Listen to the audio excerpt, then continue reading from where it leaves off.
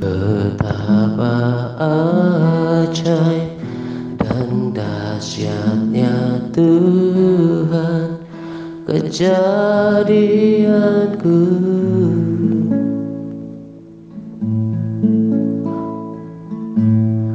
Kau menerum diriku serupa gambaranmu.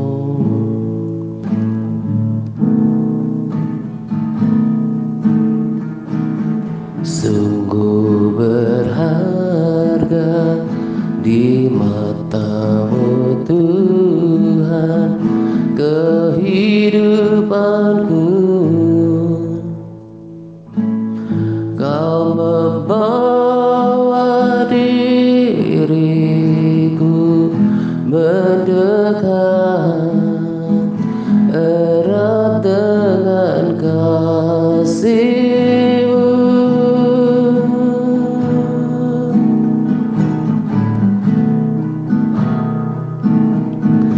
Ku mengangkat tanganku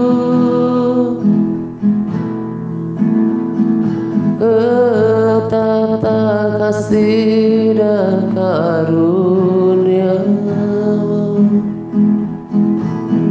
Syukur bagi kesetiaan-Mu di sepanjang hidupku, dan ku angkat wajahku memandang keindahan-Mu Bapa. Tak sekalipun Kau tinggalkanku, tak sekalipun Kau tinggalkanku. Yesus sahabatku.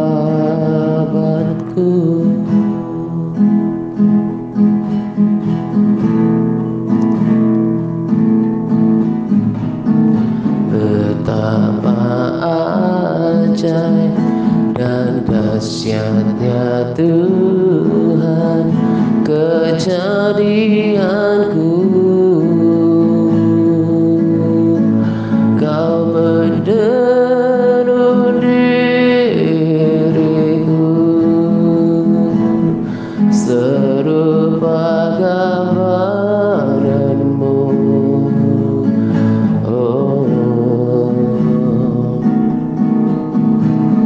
Sungguh berharga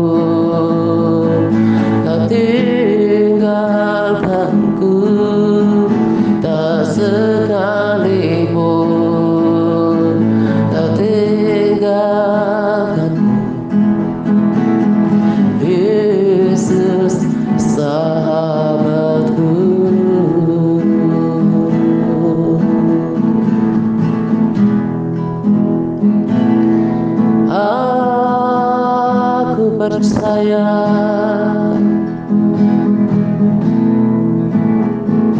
Aku berserah.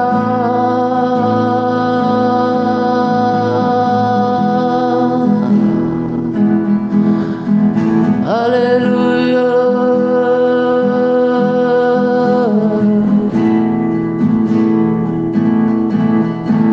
Kau Tuhan yang peduli, Kau Tuhan yang senantiasa menyertai. Haleluya, haleluya.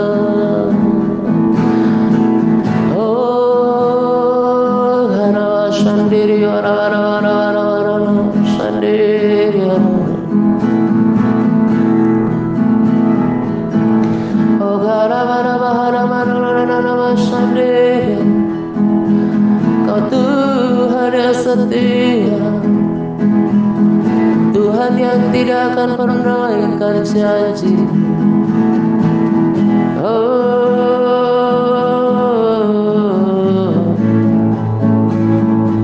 tak sekalipun kau meninggalkan aku, tak akan membiarkan aku sendiri. Haleluya. Aku bersyukur kepadamu Tuhan. Aku berterima kasih untuk janji-janji, untuk kebaikan-Mu Tuhan.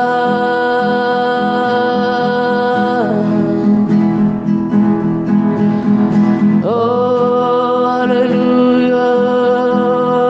Hara-hara-hara-hara mashandeh, hara-hara-hara-hara-hara.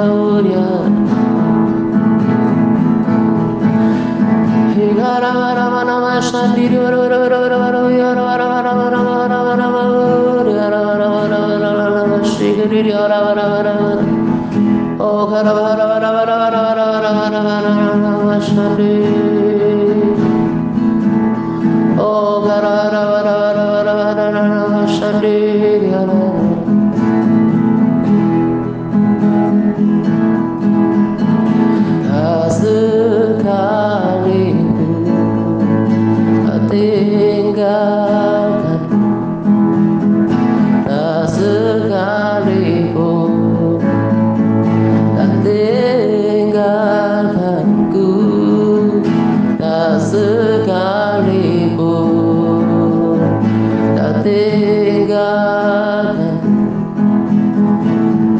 Yesus sahabatku.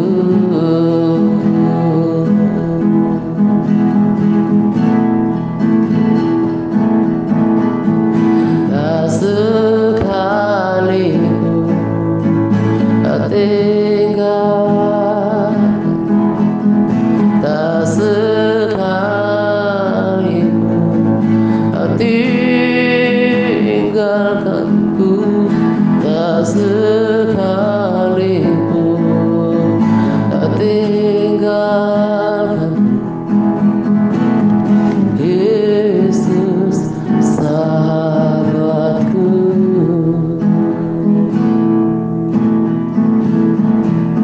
Oh, yes, Lord Jesus.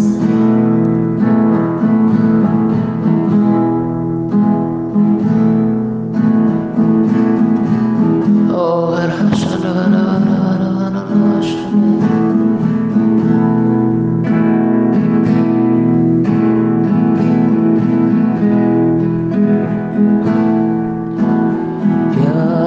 ya Tuhan, tiap jam ku memerlukanmu.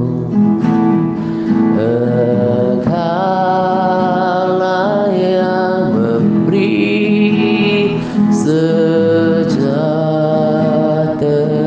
baru. Setiap jam ya Tuhan, di Kau ku perlukan. Ku datang juru selamat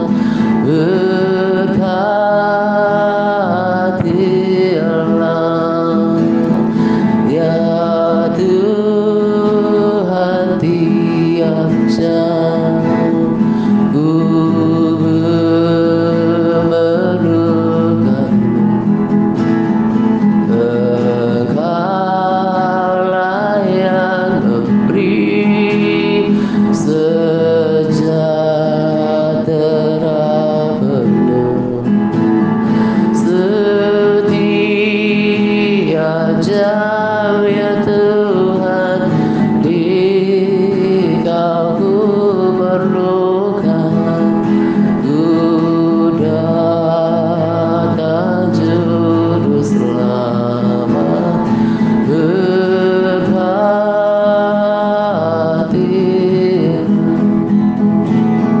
setiap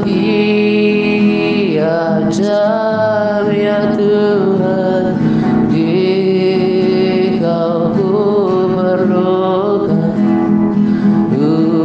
Datang juru selamat berhatilah.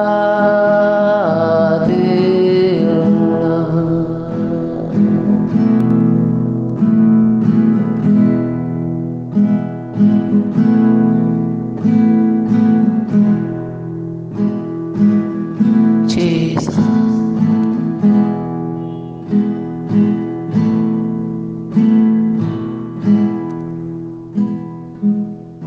Jesus.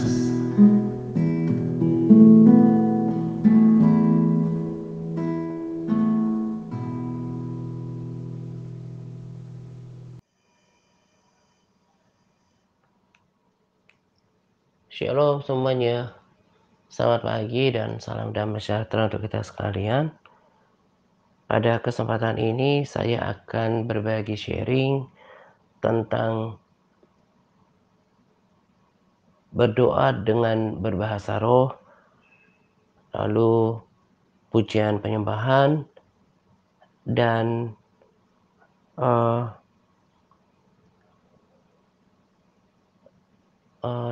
cara baru dalam merenungkan firman. Nah, jadi sadar atau tidak sadar bahwa kita ini masih berada di dalam kondisi yang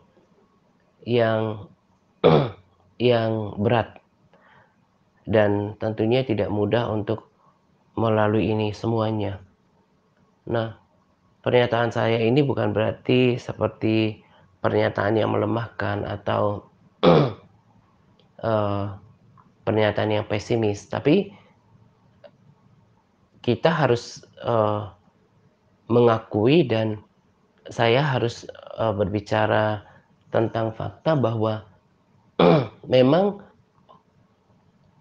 keadaan setiap kita belum pulih seperti sedia kala. Nah, keadaan yang belum pulih itu, yang kurang baik itu berpengaruh terhadap semangat kita dalam menjalani hidup. Kita menjalani hari-hari yang berat, tekanan hidup juga membebani diri kita. Secara psikologis kita tertekan. Ini juga kemudian berimbas pada kegairahan kita dalam melakukan aktivitas rohani, mencari Tuhan. Saya alami hal-hal yang semakin berat dalam minggu-minggu belakangan ini, dan saya bersyukur bahwa Tuhan mengajari diri saya bagaimana untuk bisa bertahan bahkan melampaui setiap tekanan yang yang semakin hari semakin berat. Saya rasakan itu juga di antara para sahabat. Jadi kita ini boleh dibilang seperti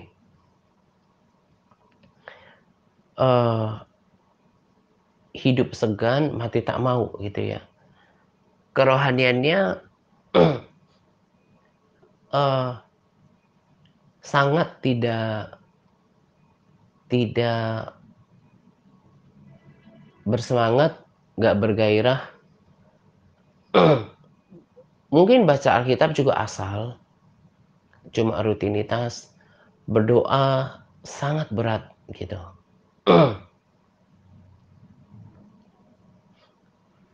Eee, Sehingga mungkin di antara kita berdoa itu hanya formalitas dan hanya sebentar. Rasanya kalau di hadirat Tuhan rasa gersang gitu ya. Nah, pada RSSP sebelumnya, saya sudah singgung tentang pujian penyembahan. Nah, tetapi pada kesempatan ini saya mau memperdalam tentang pujian penyembahan. Tapi sebelum saya me memberikan, eee, penekanan tentang pujian penyembahan, saya mau fokus tentang, pesan yang pertama perihal berbahasa roh. Saya sangat bersyukur bahwa tuntunan yang saya dapatkan dari Tuhan di dalam pelayanan ini sering terkonfirmasi oleh hamba Tuhan yang bukan, abal-abal ya, artinya bisa kita perhatikan, track record-nya, integritas pelayanannya, integritas dirinya dalam pelayanan, yang mengkonfirmasi tentang apa yang dijalankan di dalam pelayanan ini, yang me meneguhkan dan juga seperti memberi pesan bahwa apa yang kita kerjakan di TRC ini bukan sesuatu yang aneh, seperti PAR, pembacaan Alkitab gitu ya. Nah, demikian juga dengan bahasa roh. Kalau di waktu-waktu yang lalu, sorry, mungkin dan saya cukup yakin kebanyakan di antara para sahabat yang melakukan, eee, yang, berbahasa roh setiap hari itu terpaksa, bukan dari keinginan diri sendiri. Maka akhirnya karena dilakukan dengan terpaksa, apalagi tanpa pengertian yang benar, maka dampak yang dirasakannya tidak maksimal. Padahal saya sudah pernah bersaksi di waktu yang lalu dan kali ini juga saya, eee, sampaikan bahwa yang membuat saya kuat sampai sekarang, menuntun orang, sekelompok orang di tengah-tengah situasi yang di mana saya juga merasakan gitu ya, tekanan yang tidak mudah. Itu salah satunya adalah karena saya berkomitmen selain melakukan PPW, menjaga menjaga persekutuan saya dengan Tuhan, tapi berbahasa roh juga. Tentang perikop, bahasa roh, nanti saya akan tuliskan dalam Capas, sebab ayat firman Tuhan tentang bahasa roh ini ada cukup panjang ayatnya, jadi, eee, kurang tepat bila saya taruh dalam Capas. Nanti saya akan tuliskan perikopnya, jadi bagi setiap kita yang sungguh-sungguh mau memahami dengan lengkap, silakan baca perikop itu. Nah, justru catatan saya pada Capas ini, saya ambil poin-poinnya dari rekomendasi video perihal bahasa roh. Tadi, saya sudah katakan dan sekarang saya lengkapi bahwa apa yang saya suruh lakukan, minta lakukan, itu sesuatu yang sudah terbukti saya rasakan manfaatnya dan terkonfirmasi oleh orang-orang yang luar biasa gitu. Saya baru kali pertama sebetulnya, lihat anak muda ini pada rekomendasi video, kalau pada video dikatakan usianya baru 31 dan,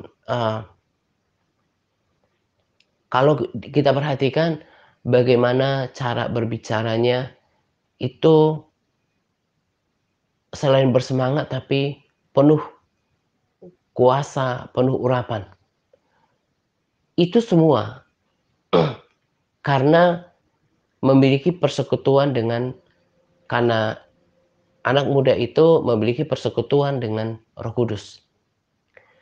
Memiliki persekutuan dengan Roh Kudus, salah satunya ditandai dengan, eee, kehidupan berbahasa rohnya. Namun saya tidak sedang katakan bahwa kalau seseorang tidak mengalami kepenuhan Roh Kudus, maka dia nggak intim. Tapi yang saya pahami, saya memiliki keintiman dengan, eee, Tuhan dalam persekutuan saya bisa rasakan Tuhan dalam pujian penyembahan saya, itu karena saya membangun persekutuan salah satunya dengan berbahasa roh. Saya kan sudah tetapkan sejak lama bahwa seorang MTRC yang sudah mengalami kepenuhan Roh Kudus, itu harus berbahasa roh minimal 30 menit setiap hari. Saya nggak tahu apakah itu sungguh-sungguh dilakukan dengan penuh penuh tanggung jawab atau kesungguhan, saya nggak tahu. Tapi yang jelas bahwa siapapun yang melakukannya dengan kesungguhan, dengan motivasi yang benar, itu akan rasakan manfaatnya. Dan anak muda yang penuh kuasa, penuh urapan, bukan kurapan ya, penuh urapan dalam video ini, mengkonfirmasi apa yang saya ajarkan, suruhkan untuk dilakukan dari waktu-waktu yang lalu. Anak muda ini berbahasa roh itu berjam-jam setiap hari.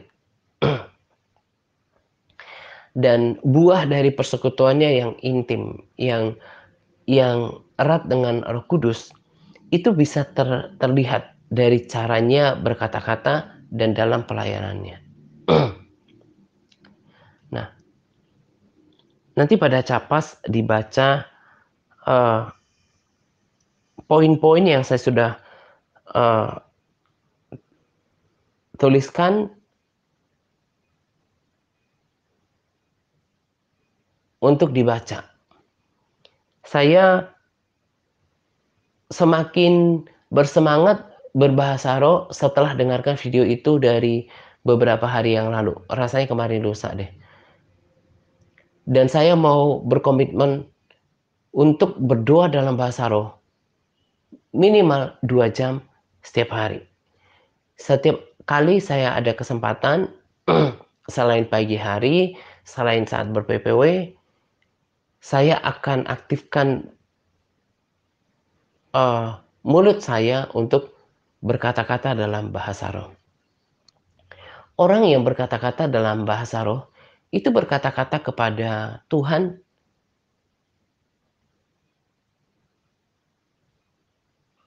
eee, dengan melibatkan Roh Kudus.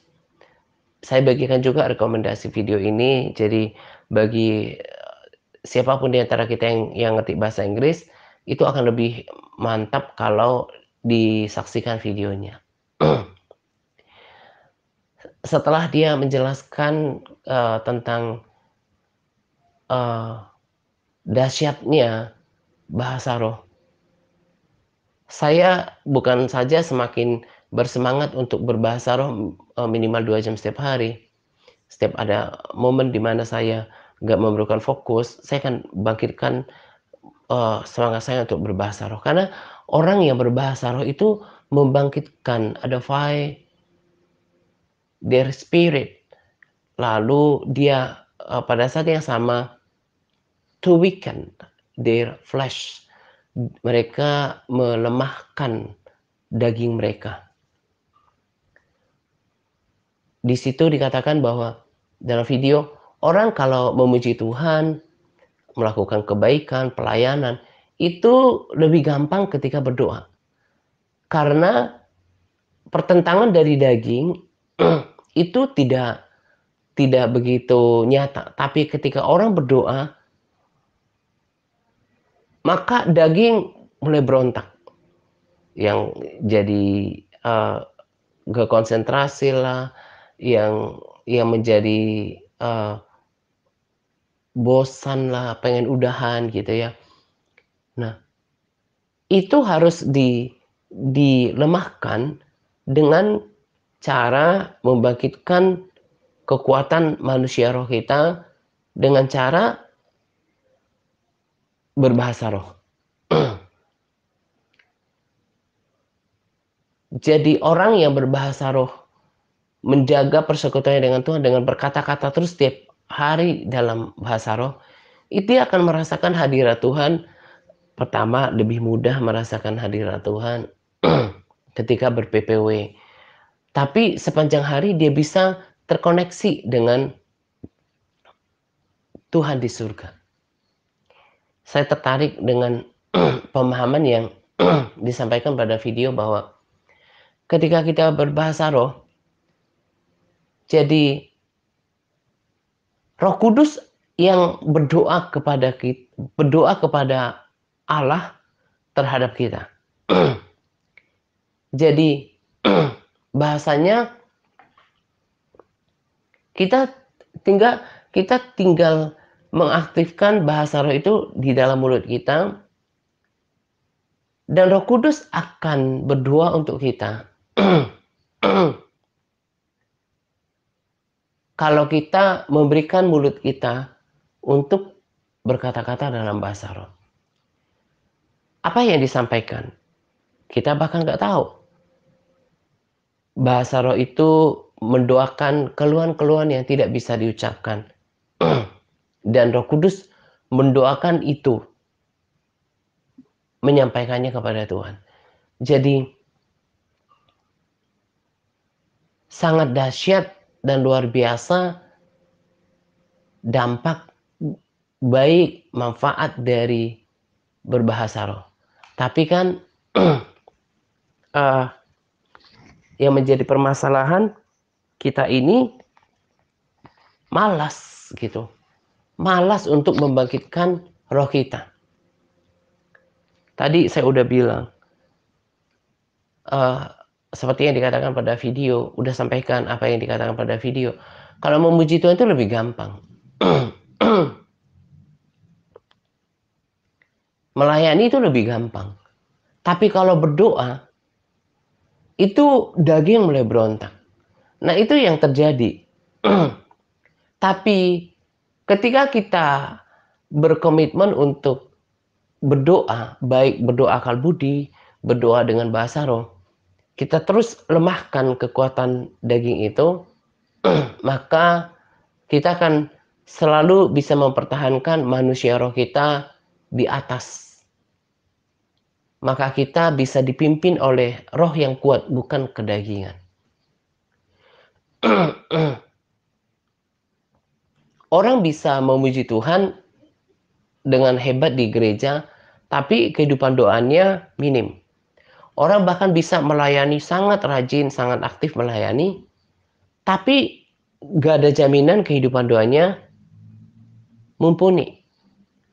Karena tadi, fakta itu bisa saya terima dan itu benar adanya. Bahwa ketika berdoa, baik dalam berdoa akal budi maupun berdoa dalam roh, itu perlawanannya terhadap daging.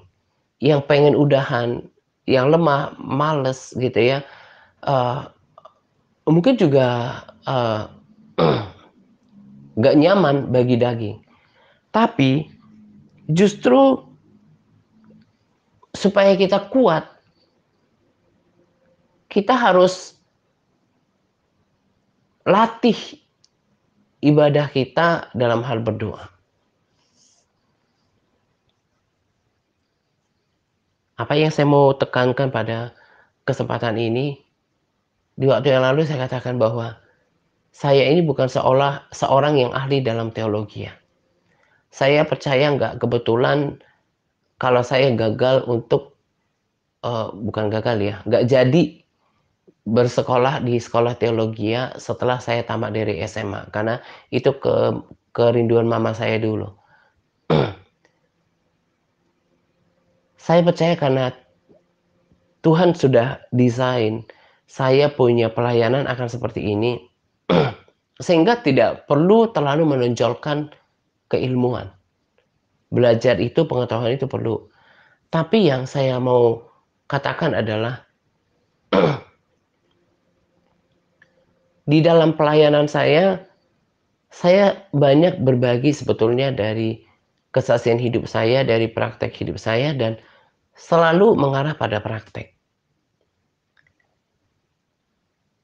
Percuma kita tahu sesuatu yang benar kalau kita tidak mau mengikutinya, tidak mau melakukannya. Percuma dengarkan RSSP saya, kesaksian saya, rekomendasi video, kalau ternyata setelah ini setiap orang yang mendengarkan RSSP saya ini no action, nggak ada tindakan juga gitu ya, nggak semakin memantapkan doanya.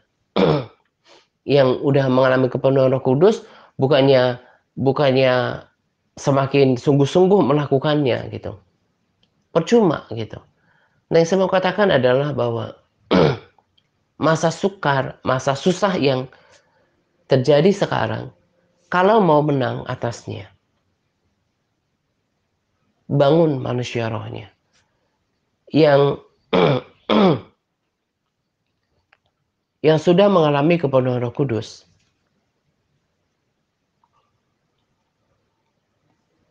miliki standar waktu berbahasa roh setiap hari. Bahasa-bahasa roh yang kita kita ucapkan itu semua punya arti. Dan itu mengucapkan keluhan-keluhan yang tidak bisa dibahasakan dengan bahasa akal budi. Bahasa roh telah saya katakan tadi, salah satu cara untuk membangun persekutuan saya dengan Tuhan dan telah menopang membuat saya kuat. Karena itu kata Alkitab, siapa yang berbahasa roh, dia membangun dirinya sendiri. Tadi kan saya katakan, kalau yang saya rasakan sih, mayoritas di antara kita ini udah kayak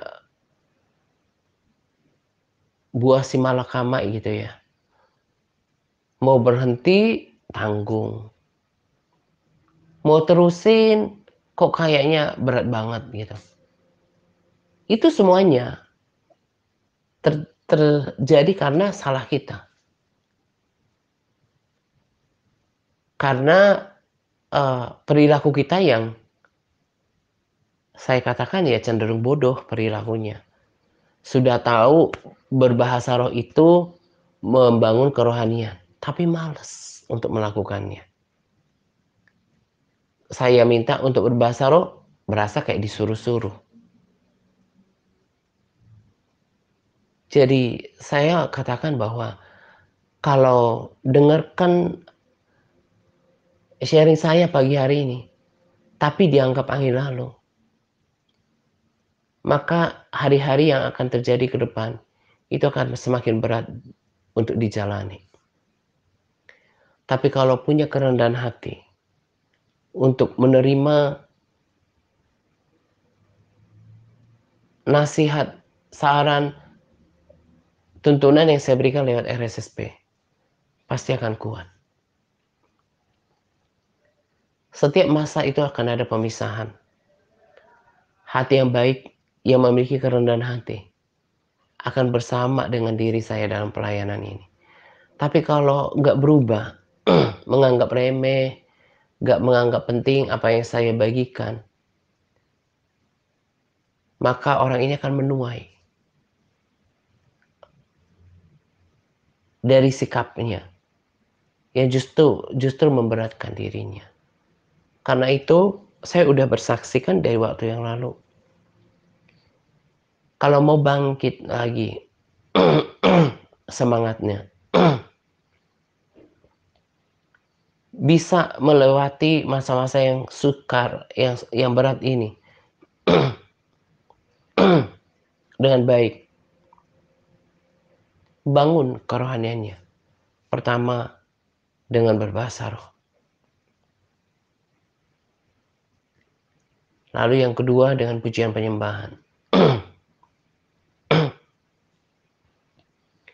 Untuk para sahabat dan juga saudara yang belum mengalami kepenuhan Roh Kudus, ada satu lagi pilihan, yaitu memperbanyak porsi pujian penyembahannya. Lebih mantap lagi kalau dua-duanya digabungkan, diaplikasikan. Berbahasa roh, memuji menyembah Tuhan. Saya kalau nggak rasa kecapean gitu, saya merasa bahwa persekutuan yang saya lakukan lewat berbahasa roh, pujian penyembahan, itu membuat saya sangat gampang untuk melewati masa-masa sukar, masa-masa berat. Hanya kadang kalau capek karena saya sedang intensif olahraga, itu yang sedikit melelahkan, agak berat gitu. Tapi kalau nggak sedang capek dalam fisik, maka saya merasa jadi orang yang sangat kuat. Semuanya karena hasil daripada persekutuan dengan Tuhan, baik lewat PPW maupun karena terus menjaga api dalam berbahasa roh. Nah, untuk sahabat dan juga saudara yang tidak mengalami kepenuhan Roh Kudus, belum mengalami kepenuhan Roh Kudus dengan tanda berbahasa roh, perbanyak pujian penyembahannya supaya tetap kuat. Dan di sini juga saya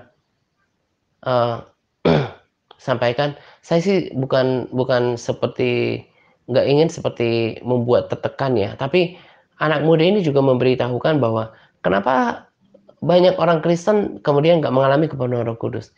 Itu karena ego mereka sendiri. Saya tulis di sini poin-poinnya dari saya baca video itu. Ego itu dikatakan situ bukan kesombongan atau bukan uh, uh, ya bukan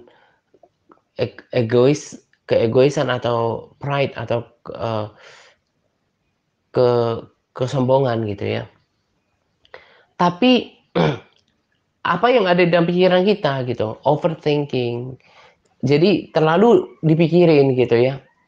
Lalu takut, rasa takut, kekhawatiran. Pikirannya itu bermain gitu. Padahal dalam video itu sangat diberikan ilustrasi yang sangat tepat gitu, sangat baik, sangat cocok gitu. Ketika seorang ayah melatih anaknya, anak perempuannya berdoa, beberapa hari dituntun berdoa, lalu sampai suatu ketika anak perempuannya itu dibiarkan untuk berdoa sendiri. Apa yang terjadi? Anak perempuannya berdoa sesuka-sukanya gitu ya. Loh, kata ayahnya bukan begitu berdoa, tapi anak perempuannya itu bilang bahwa saya berdoa tapi ya dengan mengucapkan huruf-huruf, silabel juga suku kata. Nanti Tuhan yang rangkai gitu. Nah, sebetulnya dalam berbahasa roh itu juga seperti itu. Kita sebetulnya nggak perlu khawatirkan, nggak perlu takutkan, nggak perlu pikirkan, aduh nanti keluarnya kayak apa. Uh, ini benar apa enggak gitu ya.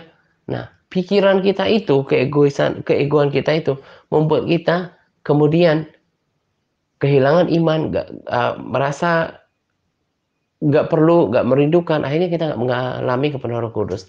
Padahal itu kan janji Tuhan. Itu bahasa yang nggak nggak, eee, ada sebelum Tuhan janjikan dan itu bahasa yang dari surga. Nah, karena itu tadi kan saya katakan saya nggak pengen sih yang belum mengalami kepenuhan Roh Kudus merasa tertekan gitu. Tapi ya tetap punya kerinduan gitu, supaya setiap orang yang saya layani mengalami kepenuhan Roh Kudus dan bisa berbahasa roh. Di sini ada catatannya, tetapi bukan berarti orang mengalami kepenuhan Roh Kudus lalu dia paling rohani, paling baik, attitude-nya gitu ya, paling, hatinya paling murni, enggak. Itu tersendiri. Seseorang memiliki karakter yang baik, setia, konsisten, hati yang murni, itu urusan hati, karakter. Tapi dan bukan berarti karena orang mengalami kepenuhan Roh Kudus terus dia paling rohani gitu, enggak juga. Tapi kalau ditanya penting nggak orang, mengalami kepenuhan Roh Kudus yang ditandai dengan bahasa roh? Ya jawabannya pasti iya, karena Tuhan sendiri merasa itu penting. Kenapa Tuhan janjikan itu dan perlengkapi umatnya dengan berbahasa roh.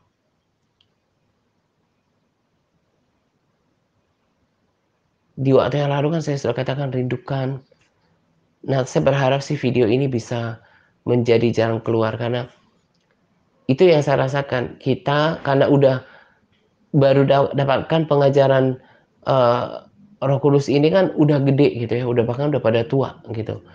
Udah terlalu lama, udah puluhan tahun tanpa memikirkan bahasa roh gitu. Jadi rasa kayak nggak terlalu mengharapkan, nggak terlalu merindukan, atau logikanya jadi bermain gitu. Akhirnya menjadi penghalang. Saya pun ketika mendapatkan bahasa roh, saya ketika ditumpangin satu 2 kali pakai pikiran saya. Apalagi saya eee, dari gereja tradisi yang beraliran Protestan, nggak masuk di akal saya, tapi saya berjuang bersungguh-sungguh meminta setelah baptisan ketiga, kemudian saya berkata-kata itu masih sedikit, lalu saya latih dan Roh Kudus memperlengkapi kekosongan itu sehingga saya bisa menyembah Tuhan dalam roh, berdoa dalam roh, dan saya rasakan hadirat Tuhan. Itu buktinya, itu tandanya bagi saya bahwa itu bahasa yang dari Tuhan karena saya bisa merasakan hadirat Tuhan ketika melakukannya. Jadi saya nggak tahu lagi nih, bagaimana cara setiap kita untuk bisa mengalami kepenuhan Roh Kudus. Makanya tadi saya katakan kiranya setelah mendengarkan video ini ngerti bahwa penghalang itu adalah dari kita sendiri, dari diri kita sendiri. Kebanyakan, mikir, overthinking, kemudian, kuatir atau ya pikirannya bermain, akhirnya jadi ragu gitu ya, jadi ragu untuk melangkah berbahasa roh. Merasa mungkin aneh dengan itu, padahal kalau orang dipenuhi dengan Roh Kudus, tadi saya katakan, lihat anak muda itu, berbedalah orang yang bergaul dengan Roh Kudus dengan, eee, pelayan gitu ya, ada oknum, pelayan atau hamba Tuhan di gereja tertentu atau walaupun di harismatik misalnya, tapi dia nggak mengalami kepenuhan Roh Kudus dan nggak memiliki persekutuan dengan Roh Kudus. Beda dengan hamba Tuhan atau pelayan Tuhan atau orang Kristen yang mengalami kepenuhan Roh Kudus, kemudian, intim dengan Roh Kudus, itu beda. Cara bicaranya itu beda, powerful. Kemudian juga, eee, selain ya sama lah ya powerful, kemudian bersemangat, eee, ya berapi-api gitu. Dan, eee, kuasa Roh Kudus itu akan menyertai pelayanan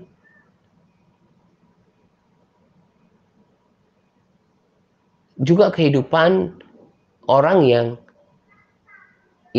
mengalami kepenuhan Roh Kudus dan intim dengan Roh Kudus. Jadi yang mengalami kepenuhan Roh Kudus, yang sudah mengalami kepenuhan Roh Kudus, kalau mau kuat terus bisa bertahan, jangan malas untuk berbahasa roh setiap hari, bahkan ditingkatkan. Yang belum mengalaminya, tingkatkan juga porsi PPW-nya. Kalau melalui sharing ini dan juga video terusik untuk mengalami kepenuhan Roh Kudus, sekalipun udah rada telat gitu ya, karena udah lebih banyak hari-hari yang dijalankan dalam dunia ini atau dalam kekristenannya tanpa Roh Kudus, bukan Roh Kudus, tanpa berbahasa roh gitu. Ya, kiranya lewat video ini, sharing ini, mulai memperbaiki sikapnya dalam meminta Roh Kudus supaya mengalami kepenuhan Roh Kudus. Dan yang terakhir saya tambahkan tentang pembacaan firman. Jadi saya sekarang baca full satu pasal, tapi saya berpikir terutama seperti Amsal, Mazmur, itu saya butuh lebih lama waktu untuk merenungkannya karena banyak banyak hal, banyak kata-kata hikmat di dalamnya gitu. Saya juga nggak munafik dan jaim untuk akui bahwa selama ini merasa bahwa pembacaan Alkitab saya itu belum maksimal gitu. Belum banyak ya, nggak begitu banyak yang nyangkut di dalam pikiran dan tertanam di hati saya. Maka saya perbaiki gitu, saya evaluasi. Puji Tuhan dengan saya lakukan itu, sekalipun saya nggak memiliki jumlah pasal dalam sehari-hari, tapi kan bukan itu yang saya kejar. Tapi bagaimana firman itu menguatkan saya tinggal di dalam hati dan pikiran saya. Nah, saran saya terlebih ketika baca Amsal, kan ada beberapa di antara kita yang setiap hari juga menyatakan Amsal dan Mazmur dalam pembacaan Alkitabnya. Saran saya, berikan, jadi selain baca Alkitab, kalau dulu kan kita kejar pasalnya, sekarang coba lebih banyak lagi tinggal dalam firman itu, merenungkannya. Itu sangat memungkinkan firman itu lebih tertanam di dalam hati dan pikiran kita. Kita juga lebih merenungkan, meresapi dan merasakan nasihat firman dan juga janji Tuhan, kekuatan yang ada di dalamnya. Nah, kalau ini dilakukan pembacaan Alkitabnya lebih lagi ada alokasi waktu untuk merenungkan firman. Jadi saya kalau tab saya itu, saya sengaja kalau sekarang lagi baca Amsal, jadi udah baca kitab Wahyu, Amsalnya saya buka terus di tab ketika saya duduk, mau istirahat, mau mampir, saya buka gitu. Saya ingat takut akan Tuhan mendatangkan hidup. Saya renungkan takut akan Tuhan mendatangkan hidup. Saya terus nikmati takut akan Tuhan mendatangkan hidup. Saksi dusta tidak akan luput dari hukuman. Orang yang menyembur-nyemburkan kebohongan akan binasa. Saya dalam menghafal modul, kalau ayatnya lebih gampang saya ingat daripada ayatnya. Kan memang sih lebih mantap kalau ingat kata-katanya lalu letaknya di mana. Tapi bukan itu yang terpenting. Kata-kata firman itu yang perlu terngiang di dalam benak kita. Dan itu yang saya lakukan. Fokus saya bukan natsnya tertulis di mana, seperti tadi saksi dusta tidak akan luput dari hukuman, orang yang menyembur-nyemburkan kebohongan tidak akan binasa, itu di Amsal 19 ayat 9. Itu tambahan saja, tapi saya pengen ayat kata-kata itu yang terngiang-ngiang di telinga saya, di benak saya untuk menjaga saya bahwa bagaimanapun pembohong itu tidak akan pernah mendapat tempat di hati Tuhan dan juga dalam kekekalan. Jadi saya semakin resapi untuk selalu berbicara jujur, bahkan dalam perkara kecil pun. Lalu menjaga takut akan Tuhan. Takut akan Tuhan mendatangkan hidup.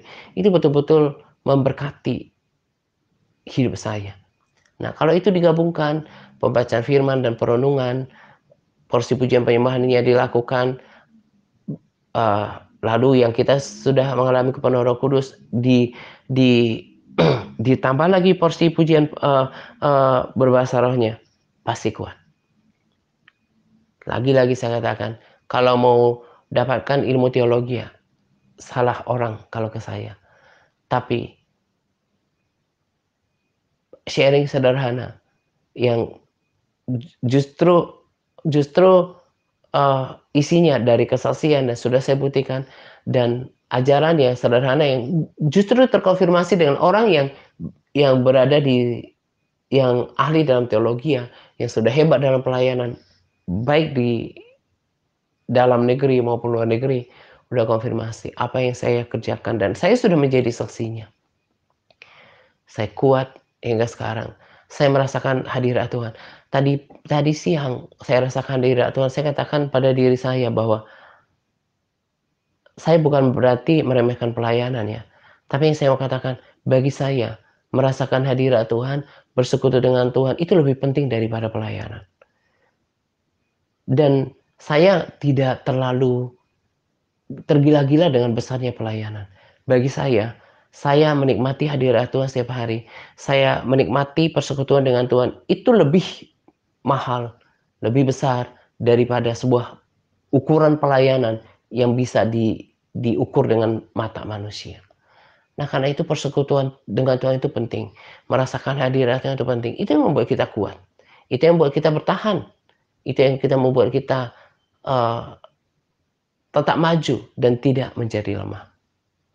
Sederhanakan apa yang saya berikan pada kesempatan ini, sudah saya praktekkan hal yang sederhana ternyata juga diakui oleh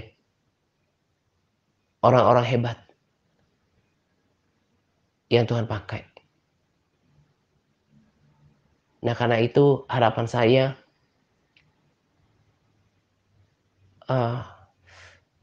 gini loh, saya suka bingung sebetulnya lihat orang baik yang orang lama maupun orang baru.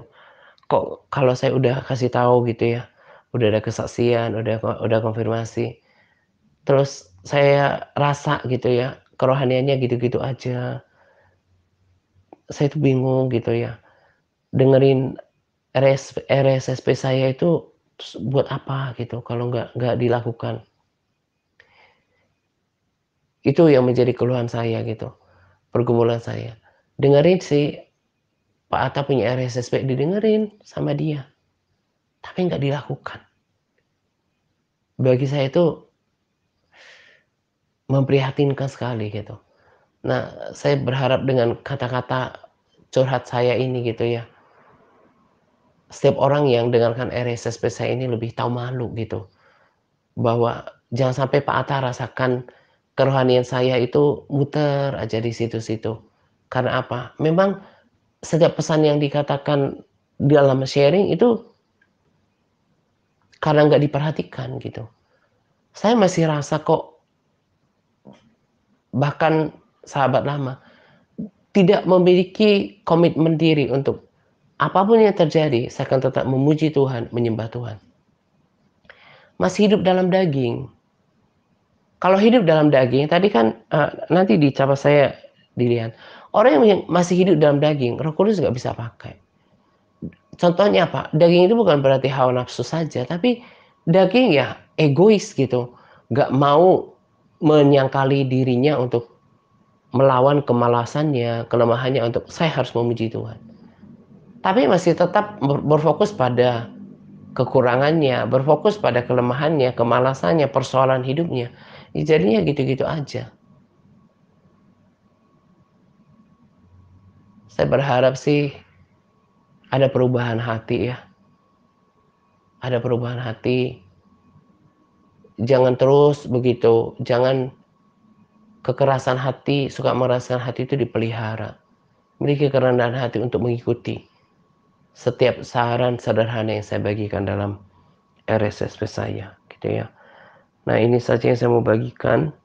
Kiranya Tuhan memberkati siapa saja yang memiliki kerendahan hati mengikuti tuntunan yang saya bagikan. Selamat menjelang 2 pagi untuk kita sekalian. Semangat berpuasa kepada para sahabat yang terus bersemangat dalam berpuasa. Semangat par. Tuhan Yesus memberkati kita senantiasa. Amin.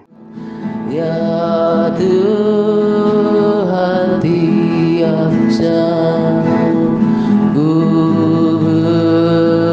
memerlukan Engkaulah yang memberi sejahtera penuh. Setiap jam ya Tuhan, Dikau ku perlukan. Ku datang juru selamat, berkati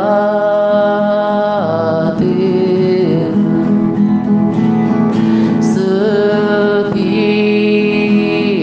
jam ya Tuhan, Dikau ku perlukan. Ku datang juru selamat, berkatilah.